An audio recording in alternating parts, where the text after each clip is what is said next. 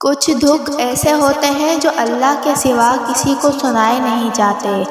کچھ باتیں ایسی ہوتی ہیں جو اللہ کے سوا کسی کو بتائی نہیں جاتی، چاہے لاکھوں دوست ہوں، ہمدرد ہوں، کوئی بھی ہو۔ کچھ لمحے میرے صرف اللہ کے لیے ہوتے ہیں، وہ لمحے جس میں چاہتی ہوں میرا رب مجھے تھام لے، مجھے سمیٹ لے۔ کچھ وقت صرف اللہ سے باتیں کرتے گزار لیں اور وہ ہماری روح میں سکون بھر دے۔ ہم اپنا وقت بہت سے فضول کاموں میں گزار لیتے ہیں، لیکن چند گھڑی خدا کے پاس آ کر نہیں بیٹھتے۔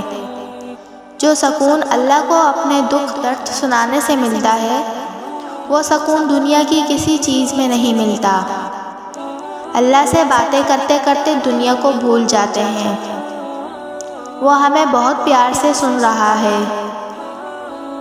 یوں لگتا ہے جیسے وہ کہہ رہا ہے، غم نہ کرو، میں تمہارے ساتھ ہوں۔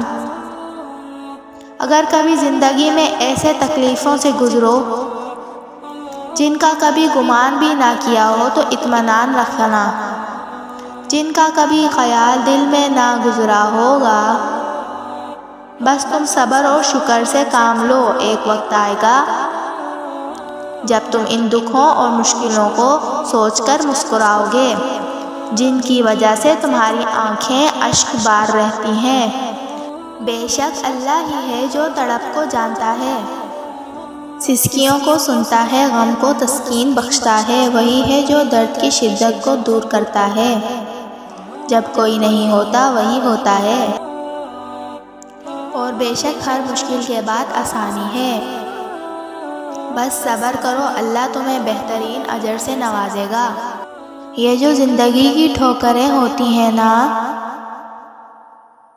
یہ رب کی طرف سے بلاوے کا پیغام لے کر آتی ہیں۔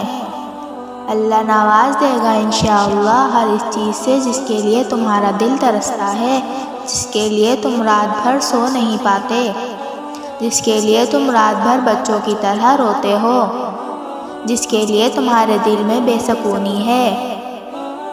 جب تم اس پہ اندھا یقین رکھو گے تو وہ تمہیں کیسے مایوس ہونے دے گا۔ کبھی یہ نہ سوچا کرو کہ تم خاص نہیں ہو۔ ارے تم تو خاص ہو، اور بہت خاص، کیونکہ جس نے تمہیں بنایا ہے نا، اس نے اعلیٰ تخلیق کے ساتھ تمہیں اپنی تمام مخلوقات میں سے چن کر اپنا نائب بنایا ہے۔ بس اتنا ہے کہ اس رب کی محبت کا حق ادا کرو۔